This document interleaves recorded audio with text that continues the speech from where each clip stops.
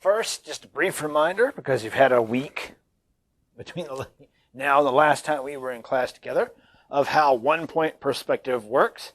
Linear perspective in general and one-point perspective specifically. Remember, linear perspective in general, we always have that horizon line. It's there. It's an imaginary line. In the case of the drawings that we've been doing in class, you've been leaving it there, but if you were making a drawing that would sort of fill up your page, we'd eventually erase that line out because it's not something that you can actually see. It's there as a guide for where the literal horizon would be, but also where the eye level of viewer is. And we have that one vanishing point that operates as the literally where my eyes would be centered, but also where all of the lines that are going away from me in space would eventually converge. And that to draw something in one-point perspective, I'm going to always need that one unforeshortened plane that makes up where that object is closest to me. My other planes are created by giving myself lines that align with a corner and that vanishing point. I will never ask you to remember this, but those are called orthogonals because old Renaissance dudes came up with the names. So of course they're called orthogonals because, like, you know, diagonal, right? Well, take that and add like ortho to it, which is indicative in Latin of birds. So it's like they're like diagonal wing-like lines. You know, yeah, that's 500-year-old term orthogonals. Then I cap off those planes with vertical and horizontal lines, and I have myself that cubic object, right? Out there are those spheres as well.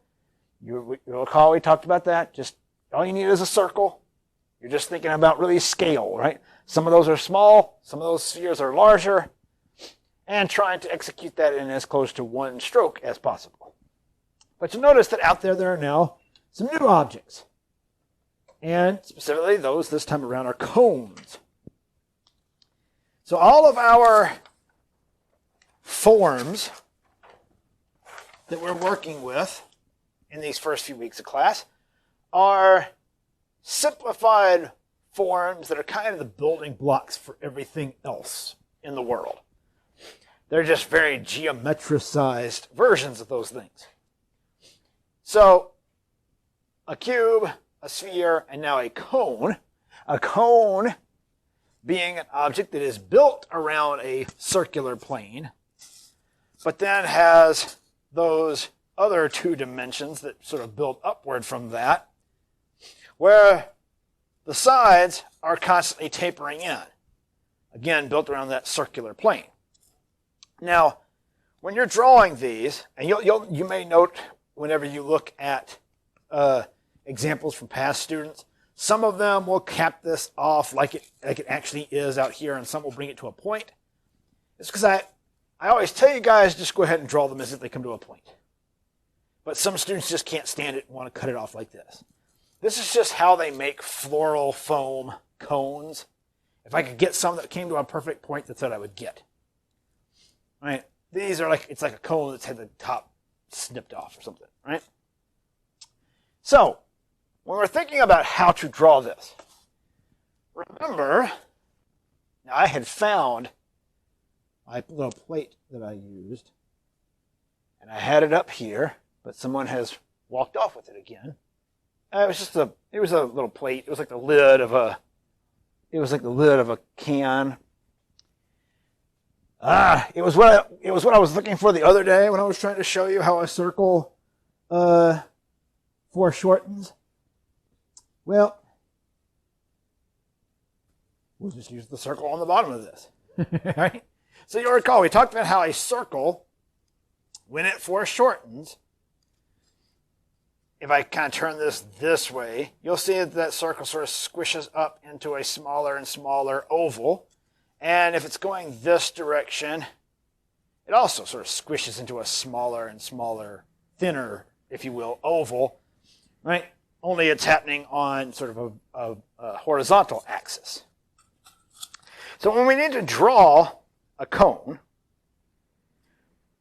we want to pretend as though we could see right through it to the bottom. Because even though it may be sitting below our eye level and we can't actually see that circular plane, that ellipse on the bottom, it would be there. And rather than us having to guess at how that curvature should work, we'll start building a cone by putting that ellipse in place. All right? So, if I've got a cone in front of me, all right, I'm going to want to start off with that ellipse that would make at the bottom. And similarly to how we were talking about making a circle in one stroke, I want you to, as much as you possibly can, execute an ellipse in one stroke, and then fix anything about it that might be off. Looking at that right there, it's not too bad. I might come in and just kind of do that, and then get rid of that portion of it that didn't make sense to me. So I'm going to try to start off. What I'll often do is kind of say, all right, my ellipse should be about that wide. I'll give myself a couple of markers and try to aim for drawing in between them. I'm going to come over here so I don't get this thing all... I already have it at a weird angle. It's the problematic thing of trying to draw from standing over to the side. So forgive me while I'm kind of blocking your view. I apologize. But I need to see this pretty head on. Now, so for me, one of the things I'll often do is kind of get my hand already going in the motion that I need. And when it feels pretty good, then touching my pencil down to the page. And with the way I hold my pencil, that also allows me to kind of use my pinky as stabilization. So I'll have my pinky against the paper and kind of doing this number. You don't have to, don't worry. It's just something I'm pointing out. But kind of getting your hand in the motion that you might need before making it, as if you're sort of drawing that circular plane in the air, helps when it comes time for you to actually put that thing down.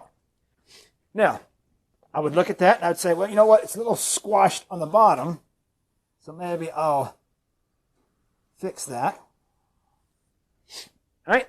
And then I would have my ellipse.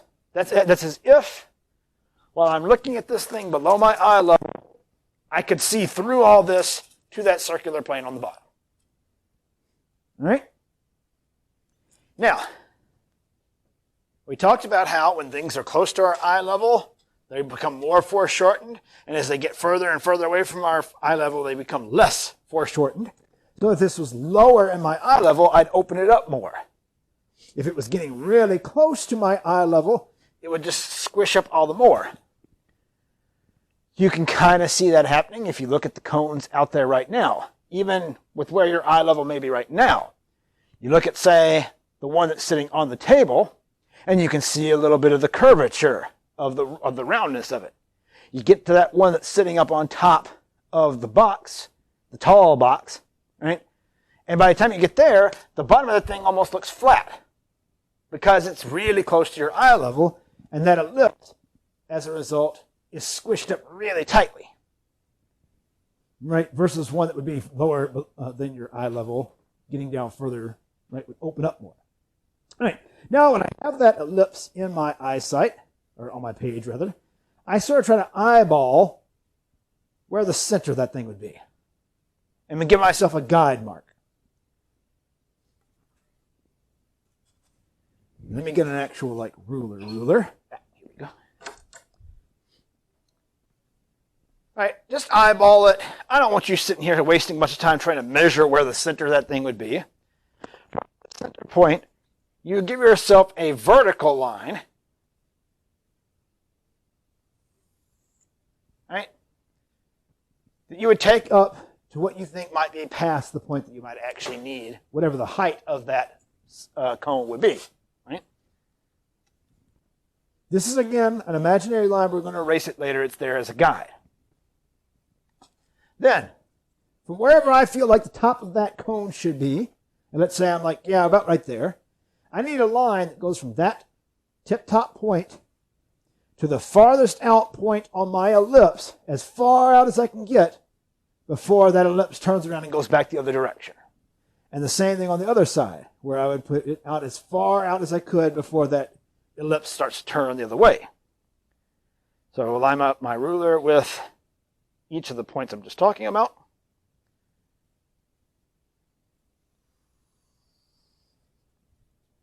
Like so.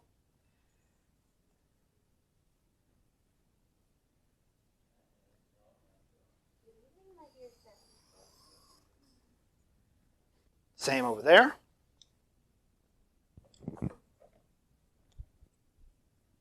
Then, like I said, this line here is imaginary. So I get rid of it. Then, this is below my eye level. So I can't actually see that circle that goes back there. If I could, that would mean it was above my eye level, floating up there magically, and I could see underneath it. Since I can't, this line goes away.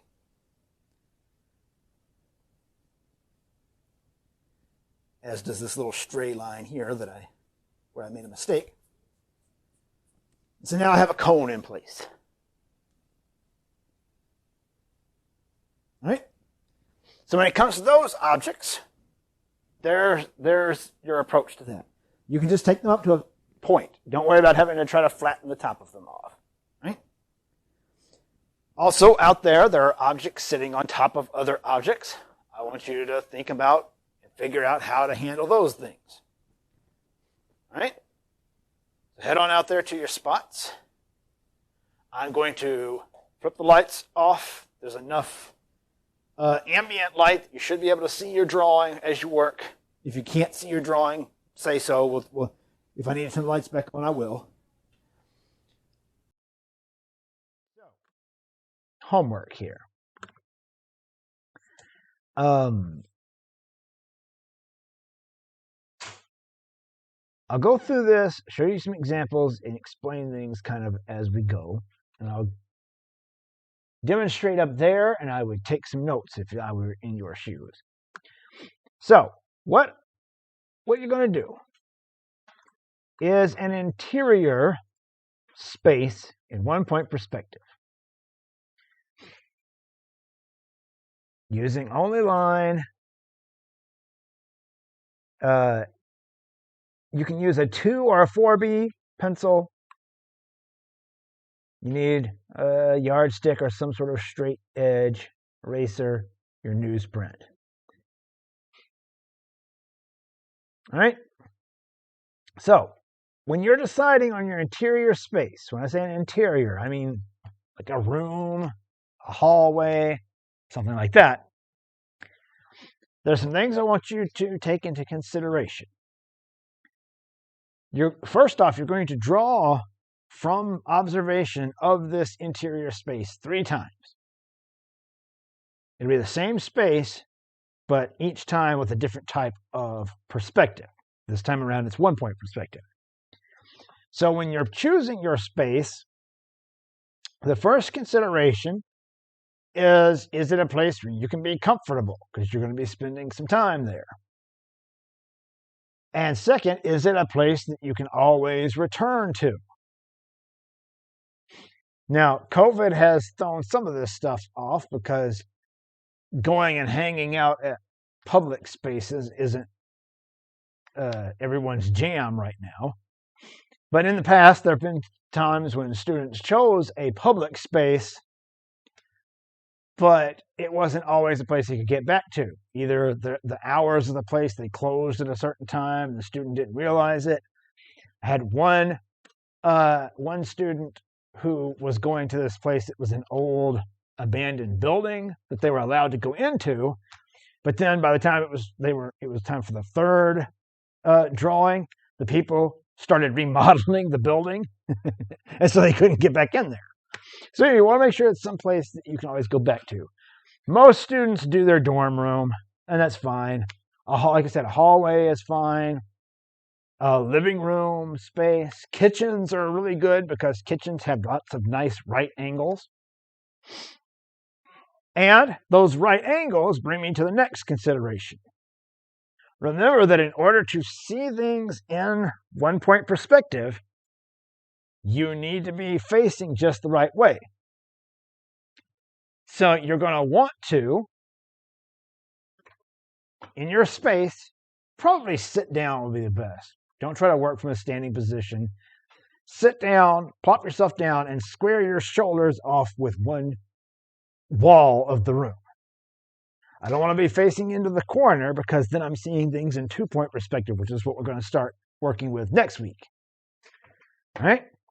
Then take a look at what is in front of you.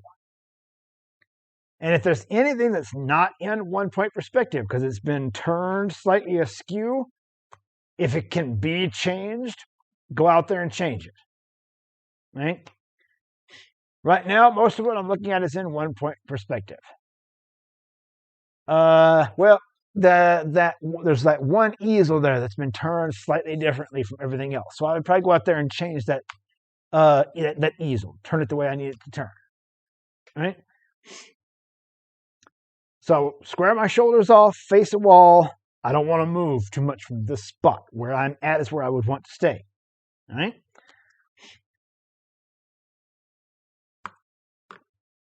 Doing that and being sort of central to whatever space you're working in will be helpful because then you can just put your horizon down the middle and put your vanishing point in the middle. That's going to be kind of the easiest way of going about it. And then draw from observation of that space. I'll get into how to deal with walls that are coming out towards you in just a moment. All right, like this student who's looking toward the doorway of what would have been their apartment. Right? And I want you to challenge yourself, but only to the extent that you are feeling comfortable. So this is a fairly, there's not a whole lot of stuff going on in here, right? They don't have a room with a ton of objects to think about. All right, so they seem to have challenged themselves by thinking about like the shelves inside this closet. Like how would they handle that and get that correct in one-point perspective? They had this little file cabinet and sort of challenged themselves. They pulled out one of the drawers, right?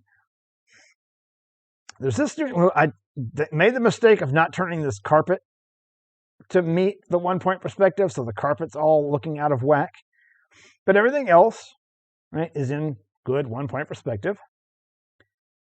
This student was like an absolute champ, right? Like, don't worry.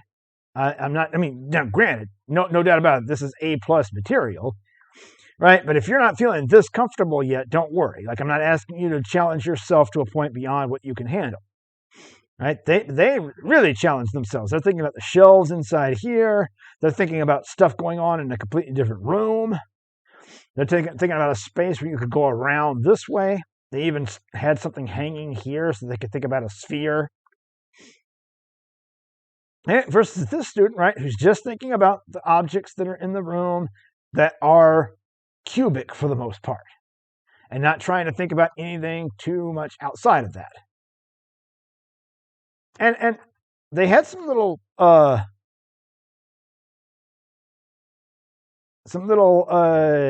proportional mistakes, like making this desk look like it goes back like 12 feet, and each of these shelves in this little bookshelf feels extremely deep, but no problem. I see them working hard and trying to keep the perspective correct. This student who's taking objects that are cubic and just sticking to those. I have no doubt there was probably some other stuff out here, but they dealt with the stuff that made sense to them given one-point perspective. And so there is the next consideration. If there's anything out there in front of you you don't feel comfortable with trying to draw yet, don't. Right? Like one thing that often will throw students off is like there'll be, I don't know, like a potted plant in the room. So all of a sudden, amidst all these lines that are being drawn nice and straight and going to the vanishing point, there's suddenly this potted plant, and it's suddenly like a bunch of scribbly lines because they're just like leaves, right? And it doesn't feel like it fits in at all, right? Don't try to do anything that you're not ready for yet. Also, it's perfectly okay to simplify things down, right? To say maybe you have in your living room a couch, and that couch has nice rounded fluffy cushions, but you want to just straighten them out so that you can use your ruler and make a nice straight edged couch. That's perfectly okay. This student doing their bathroom, they decided to sit on the floor. So notice how that meant they had to bring their horizon way down here. But in doing so, it really does make it look like we're sitting on the floor. And as we look way up here, we're looking way up toward the ceiling. And they had to think about the ellipse of the toilet seat and things like that.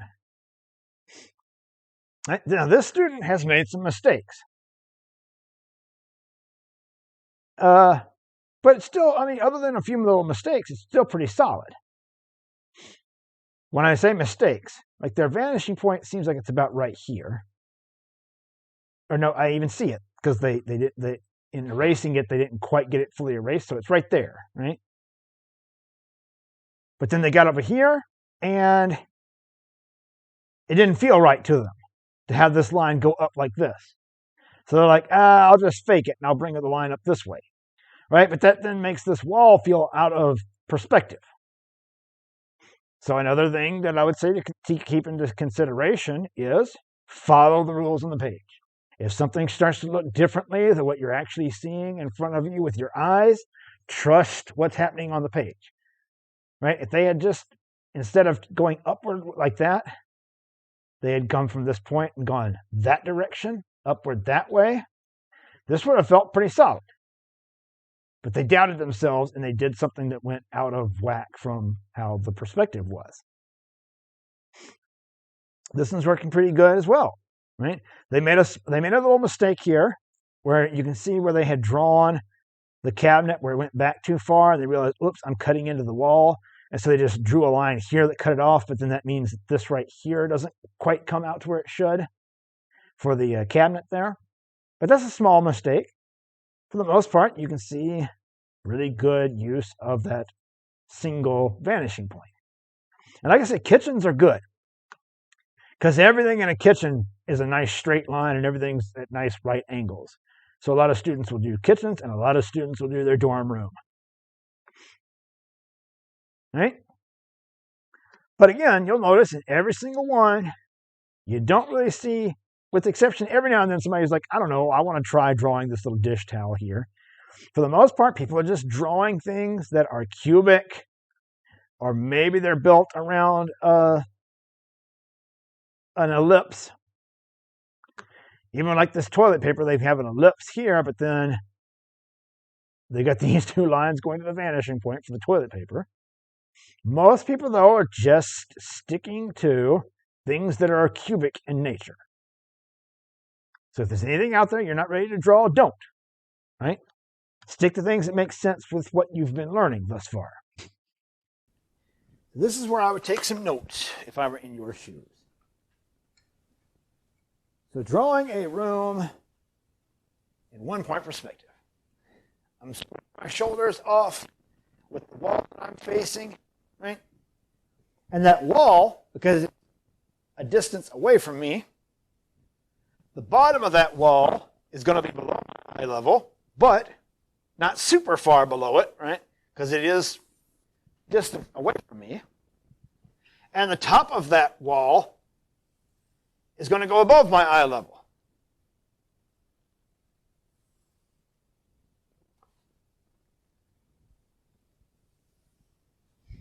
Right, giving me that wall that I'm facing toward.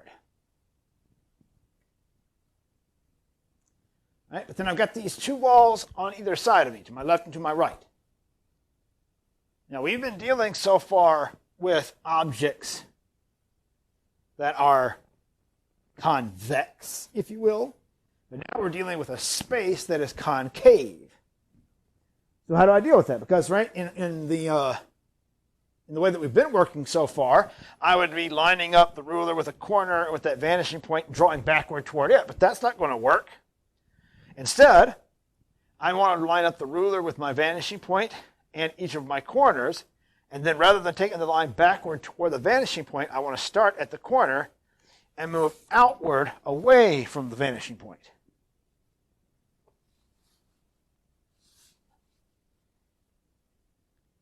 Again, this is something I would take notes about if I were in your shoes, so that when you're working on this on your own time, you could have a reference to look at in your sketchbook. Right? Boom. That gives me that wall over there. I'll do the same thing on the other side, and I've got that wall. Right? Away from the vanishing point.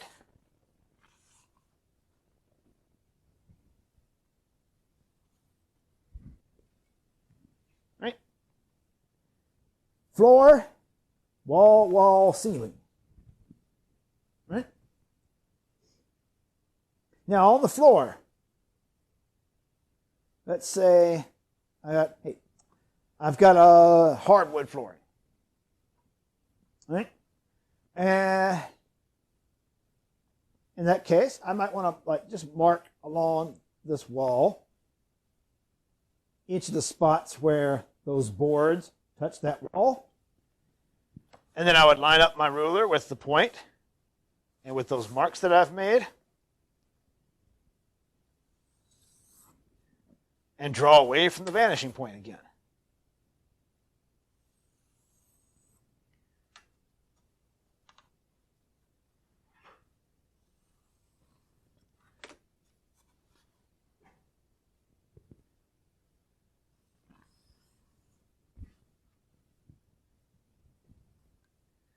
I'd keep going all the way across the floor. But let's say instead of hardwood floors, what if I've actually got tiles instead? Right? Well, now I need those. Remember, our rules is every line I put down should either be vertical, horizontal, or you should be going toward that point. So now I need some lines that cross and create tiles. They're going to need to be horizontal. But I also want to remember that as things get further away from me in space, they become smaller. Right? So that if I've got tiles that are like this here, I want to make my next set of tiles a little smaller than that.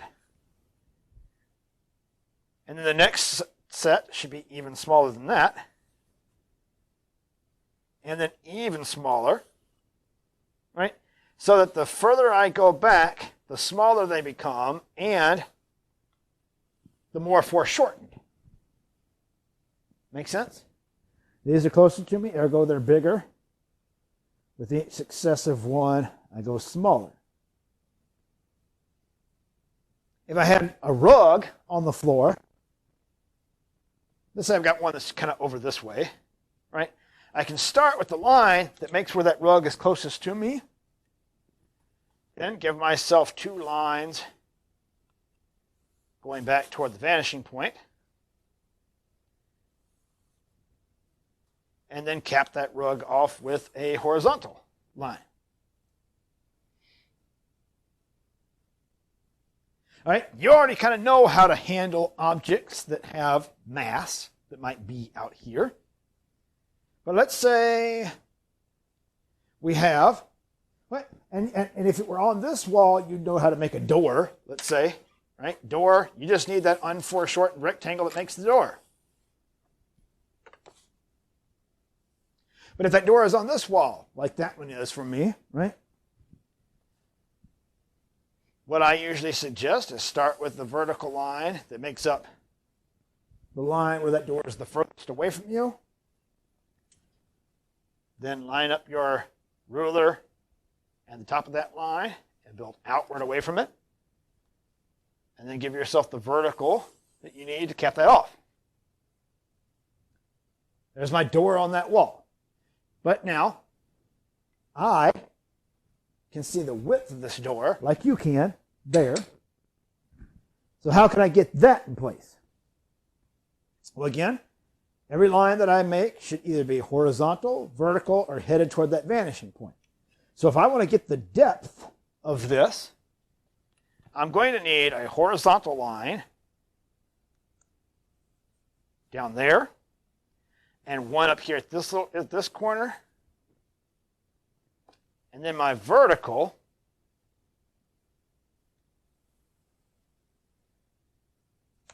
gives me the depth of that door now. I can also see the depth up top because it's above my eye level. So I'll line up my ruler with the vanishing point and that corner there, and take it out until it hits that line there, and now I've got that depth of the door. And if the door was shut,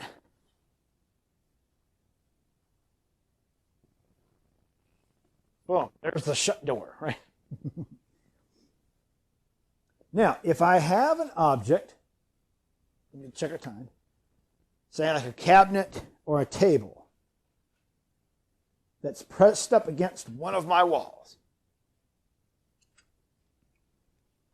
when I make my unforeshortened plane that is closest to me, I want to make sure that it lines up with the wall. So in other words, bringing this line out right here, I'm making sure that one end of that line touches the wall because it's pushed up against the wall.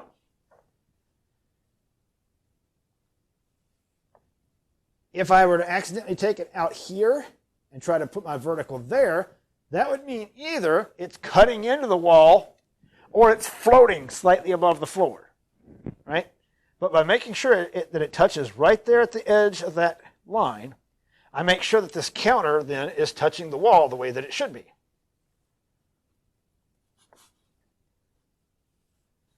Right? And then I can give it what it needs here.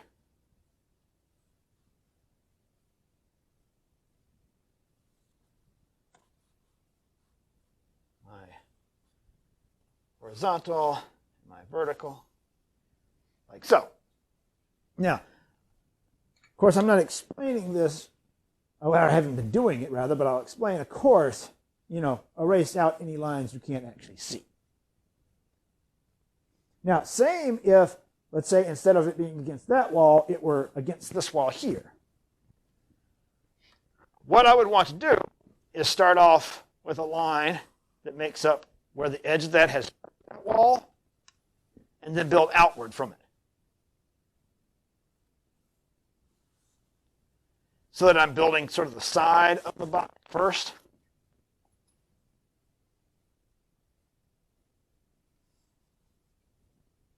And then I would give myself the front of this. That should have been horizontal, but I don't want to erase it right now and try to fix it. All right. Building it like so. This makes sure that it's up against the wall and that it's not cutting into the wall. Right? When you're finished with this whole thing, you would erase out that line and your vanishing point because you can't actually see those things. Again, I would erase out all this stuff that I can't see. All right? If anything else is just out on the floor somewhere, you already kind of know how to handle those because you've been dealing with objects that are sitting outward, right? If I had a box that was here, I know how to do that. I've been doing it in class. So, kind of go back to the examples real quick. All right, so yeah, going back to our examples, I want you to challenge yourself in some capacity, right? Don't try to take on anything out there that you don't feel comfortable with yet. But if, like this student, you're like, well, I want to challenge myself, so I'll just stick a couple of extra boxes out there. I'll just put them in the room. They weren't there originally. She sat them there so that it would give her something to draw. Or this person who's like, I've got the printer on the desk. I'll deal with that. I got to think about how to deal with these shelves inside the bookshelf. Go for it.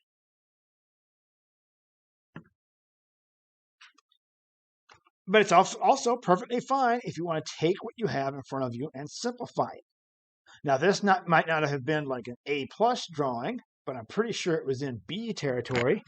I'm trying to see if the grade I wrote on it bled through. Sometimes I can see the grade a little bit.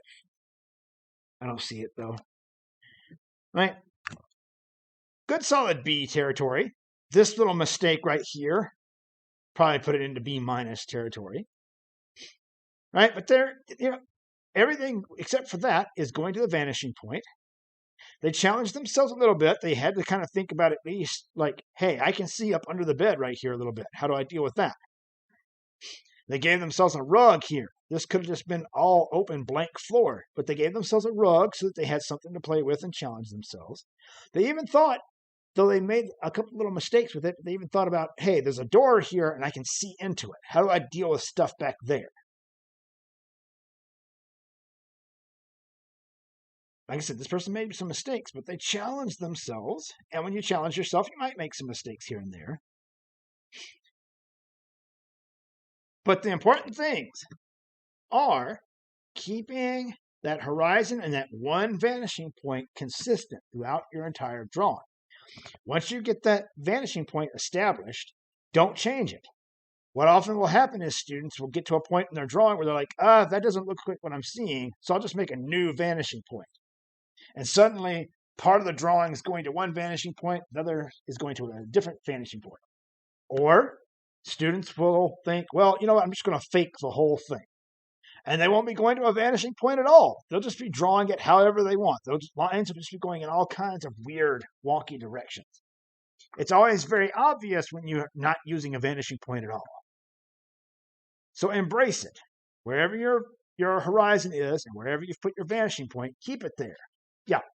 If I were going to put a carton of goldfish, you know how cartons have triangle tops? Yeah. So would that be enough to fund the lines going to the direction of the fish? Well, no. It's just that the triangle. How am I going to do this? Here. I know what I'll do. Give me a moment. I know it's almost, we got like 1 minute left. I'm just going to do this very quickly. So, whoop.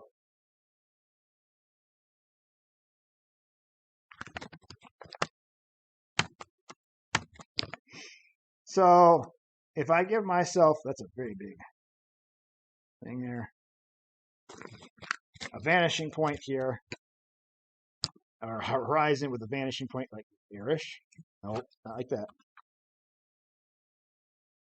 And I make myself a carton. Nope, that's not going to work. Hang on. Where did my pencil go?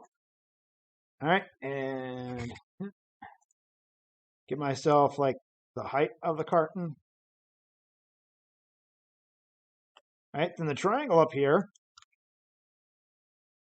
is just an unforeshortened triangle. Yeah, I can make it attach. There we go. So these lines all go there.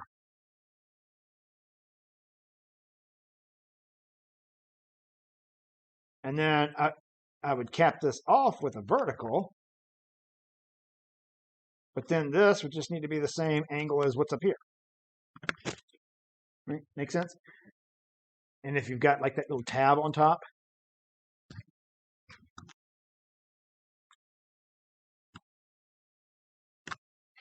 yeah. And then just erase all this. You don't need it. It's imaginary. And there. Carton of goldfish. Well, without the accidental erasure I just did. All right. Any other questions before we wrap? I'm sorry it took us a minute over. All right. Something else I want you to keep in mind is that next Monday is Labor Day. There are no classes on Monday, ergo we do not meet next week. You are welcome to come here, but I won't be here. So I would suggest that you not come. But yeah, so these are due actually not next week, but the week after. Right? Make sense? All right. Take care. Always, as always, you can email me if you've got questions. You can always take a picture of it and send that to me, or come by during my office hours.